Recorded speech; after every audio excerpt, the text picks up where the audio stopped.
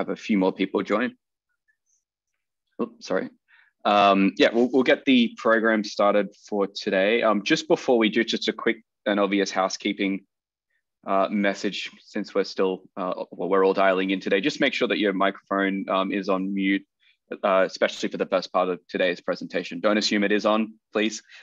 Just check very quickly. And we will be able to unmute later as we go into more of the discussion part of today's presentation, but quick check would be greatly appreciated. So thanks for joining us today for the program. And today's program is being jointly organized by CoreNet New York City Chapters Committee, sorry, I should say PropTech and Occupiers Forums Committee.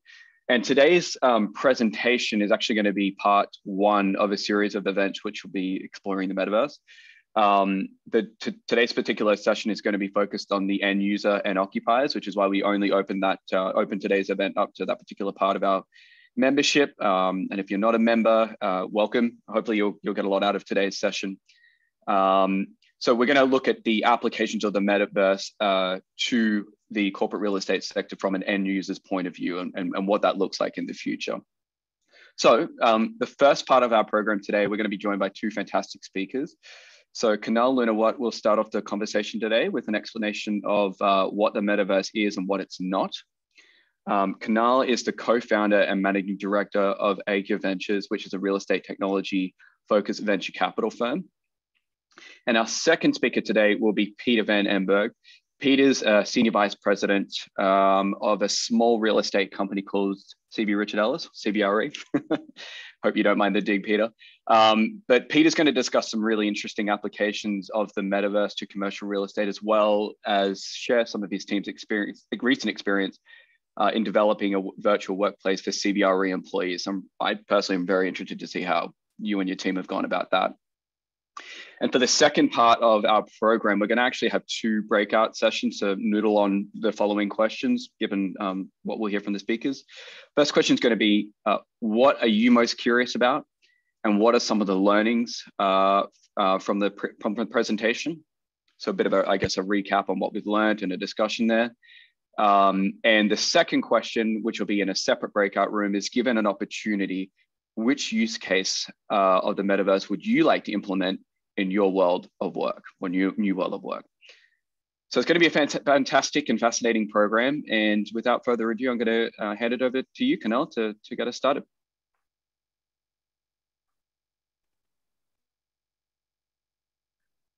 Awesome. Thanks, Ryan. I'm going to share my screen again.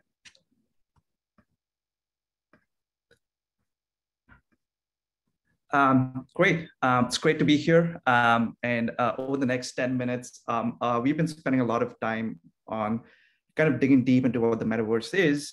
And hopefully we'll give you somewhat of an understanding into what we've been thinking about. So we kind of get asked all the time, what the hell is metaverse? And kind of take you to the origins of that. I think it was really in October 28th, 2021, last year, when this happened. Mark Zuckerberg rebranded his company Meta, which was essentially an indication in terms of the focus of Facebook moving forward, where they were making a big move into the metaverse.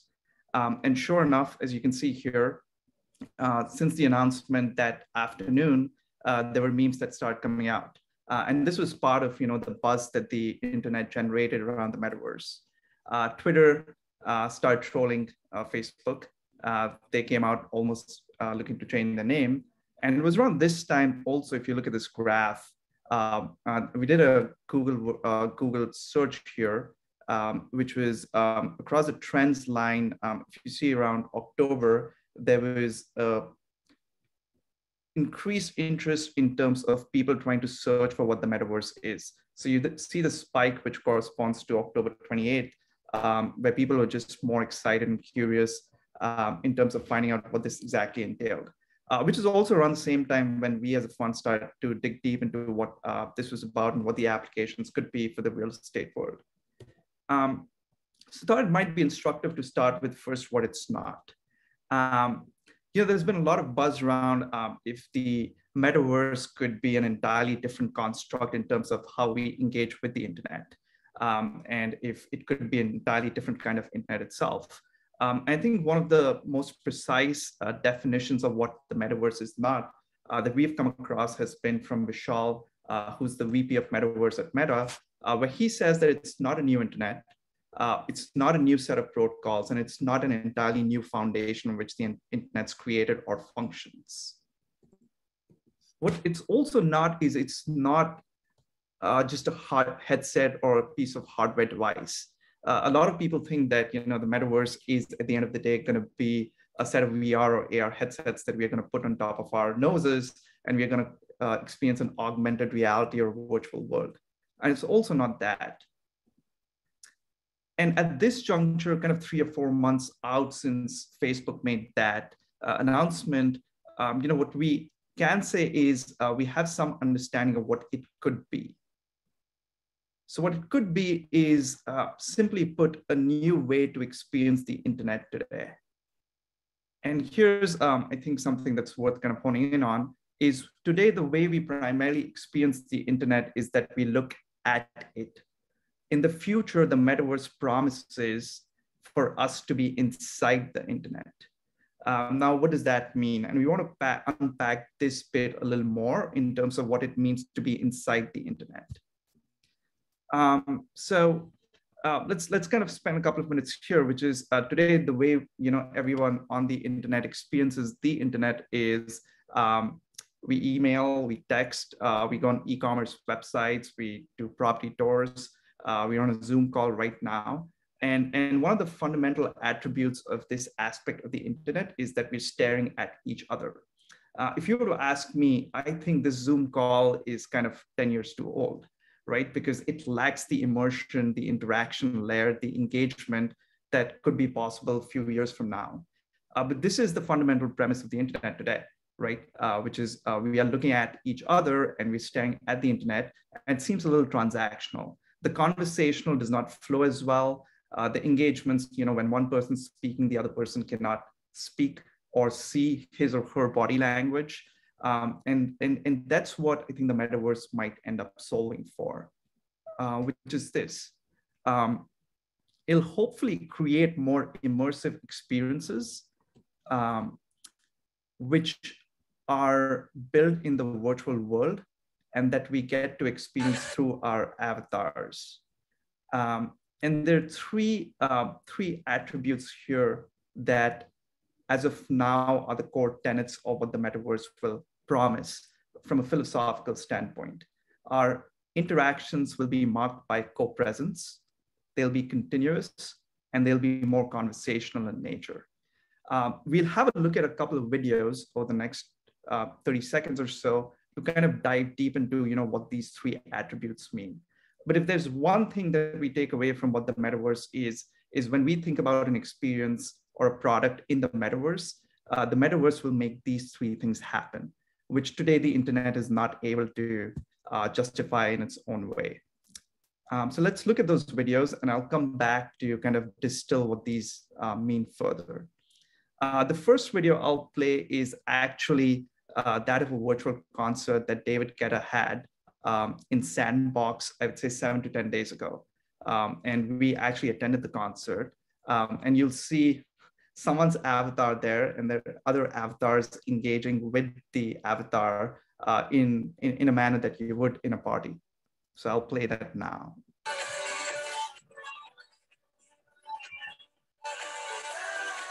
So if you see, let's go back to this video.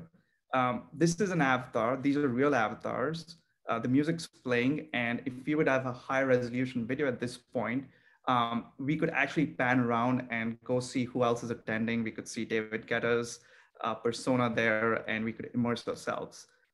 This is not, a good manifestation of what the metaverse could be, but this is where the technology is today.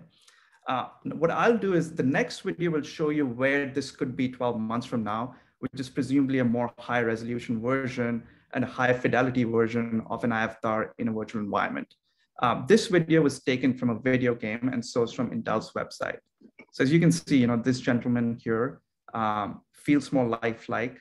The environment feels more real. Let's play it again. And this kind of comes closer to some of the things that might resemble an office cooler conversation or a happy hour in a more immersive setting, right? And this has already been done in the gaming world today. So the question is, how do we bring that in an office setting or a retail setting? Which goes on to, let's go back to this slide for a couple of minutes. So as we saw in those videos, there were more than one avatars there, right? It was a virtual world, but there were multiple people there. The second trait was it was continuous.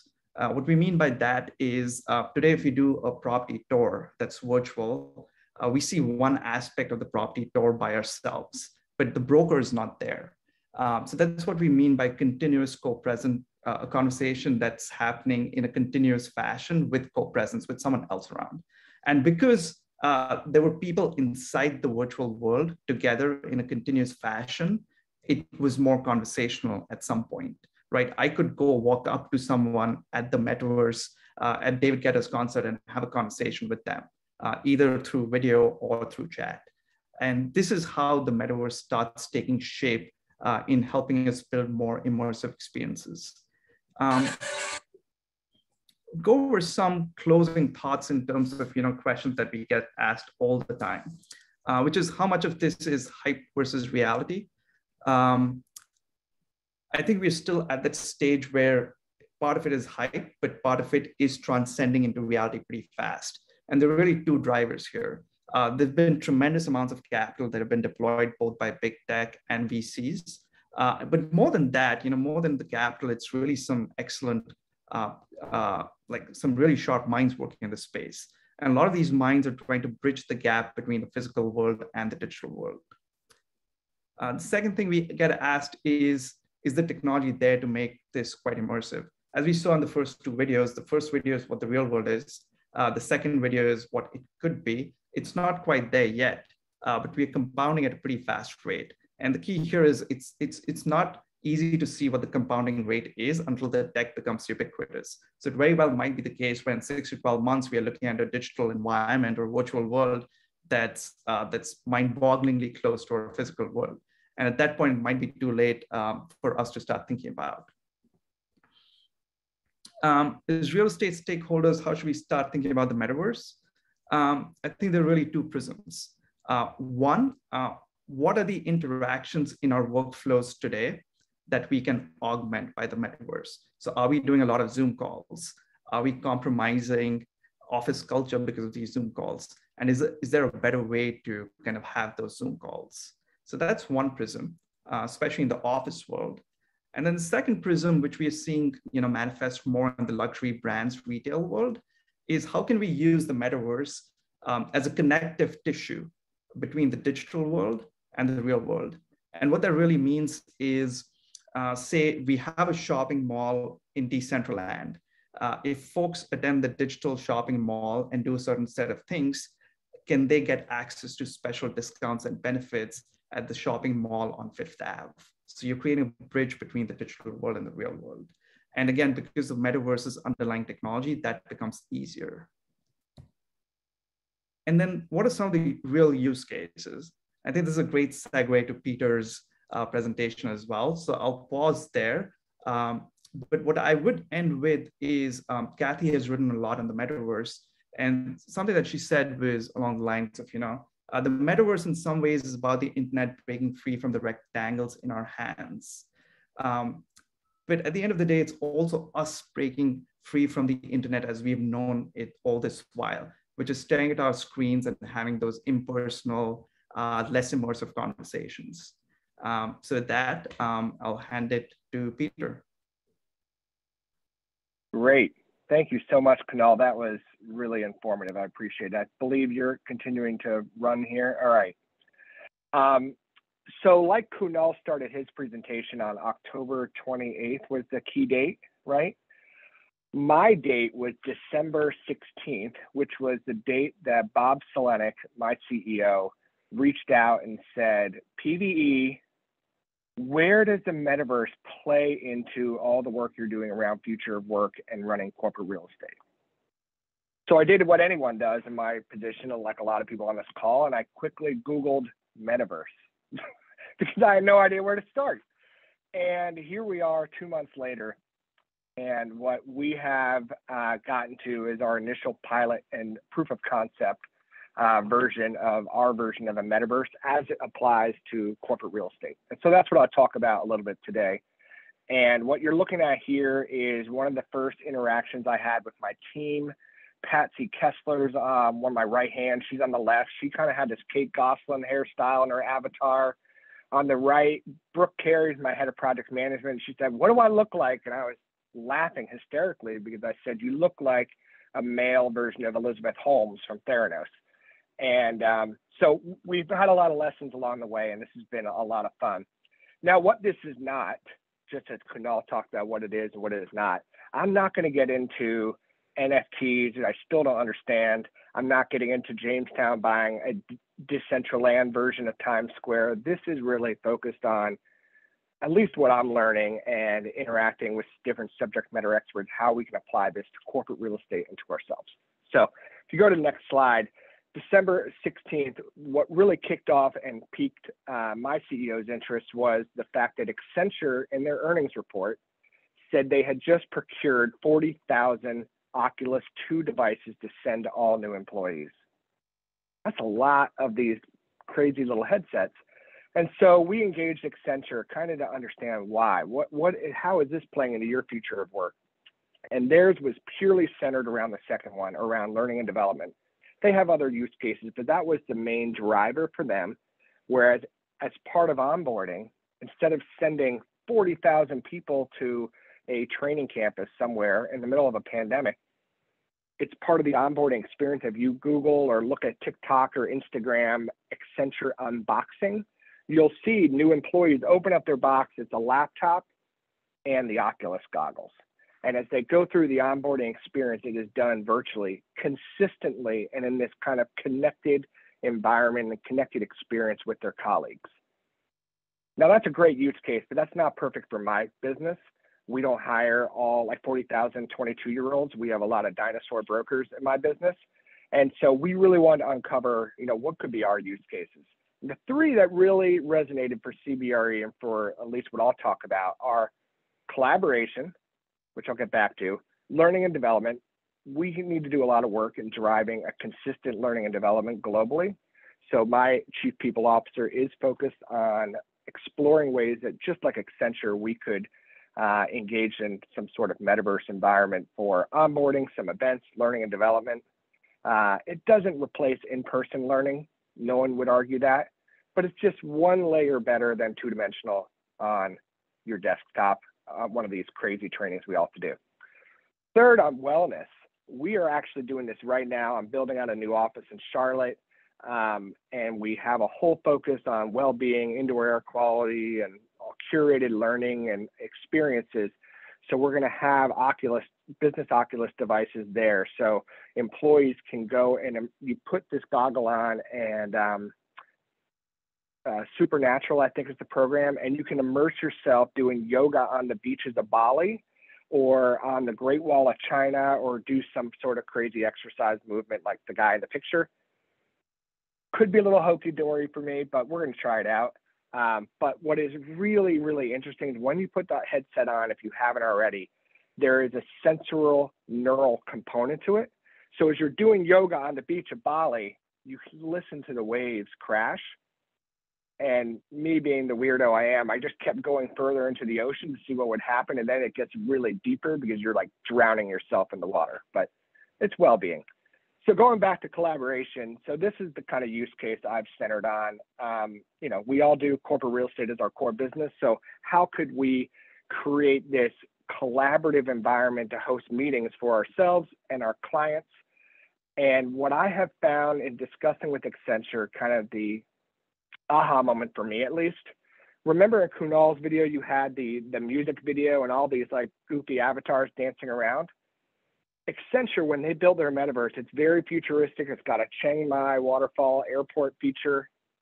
Pretty cool, but it's just like hard to get your head around it because it's just so futuristic.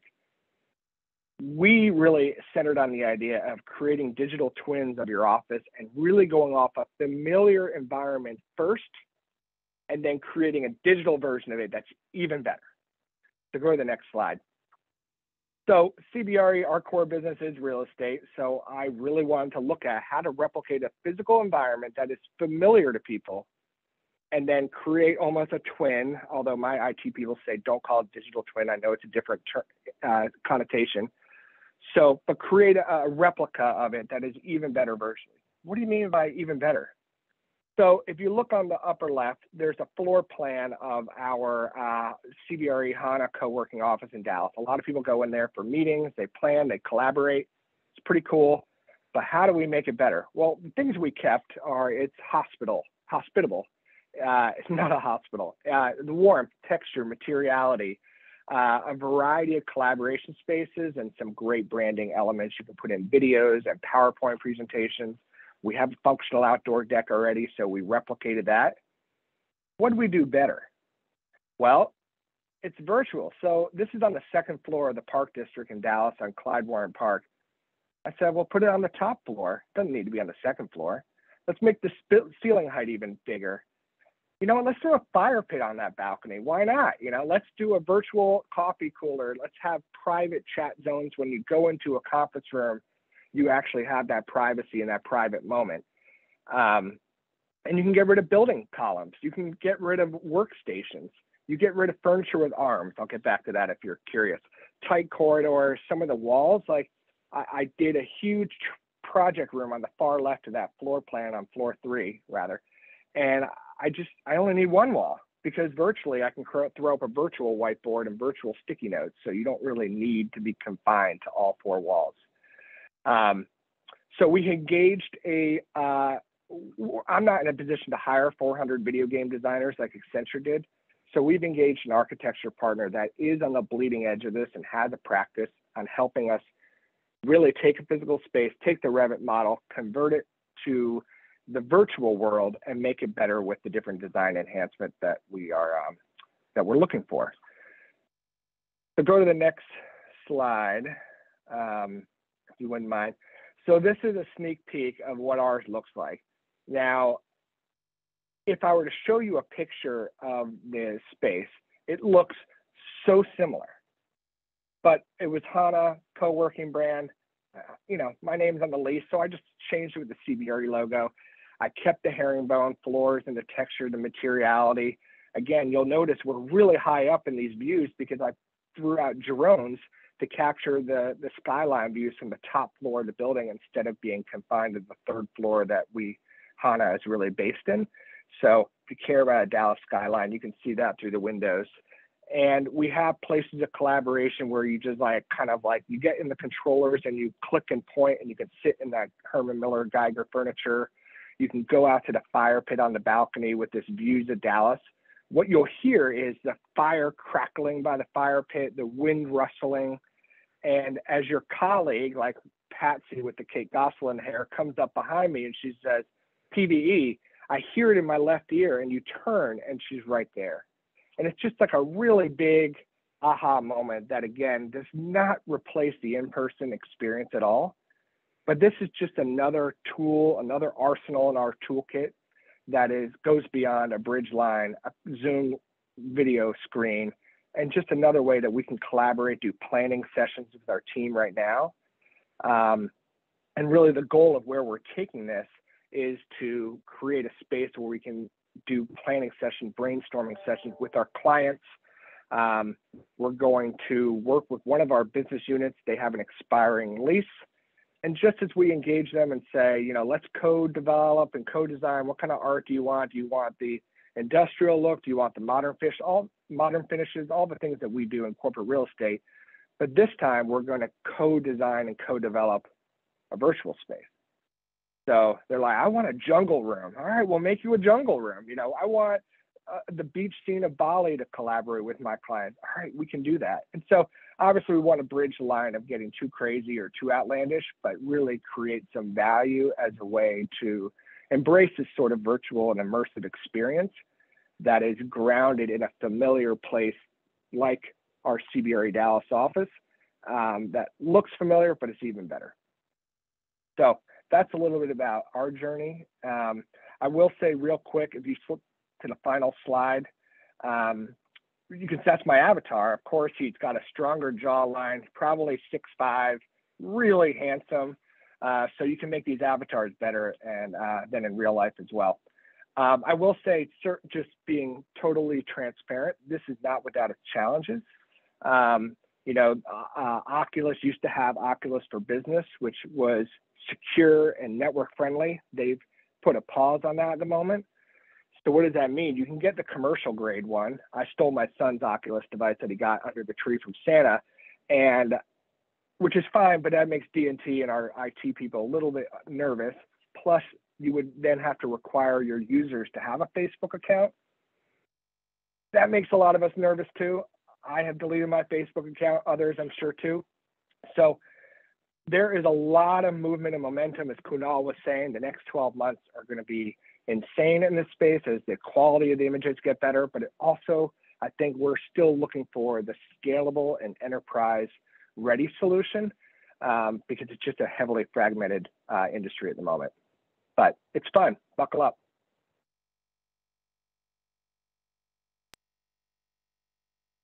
Thank you very much, Peter and Kunal. I think that was, you know, it pumped me up. I don't know about others, but we really think that there are a lot of opinions and thoughts as we are at the learning stage of this metaverse world, right? So which is why we are going to break it out into smaller breakout sessions. First one will be for the 10 minutes. And that's why we just want to brainstorm about your curiosities or your learnings or any thoughts or discussions you are having. And after that 10-minute session, you will be thrown into another 20-minute session where we really want to push ourselves in a hypothetical or even in real scenarios, right? Where your organizations have thought about it, or you personally would thought about putting the use cases into your business model, right? So those we will be getting into the breakout sessions really soon.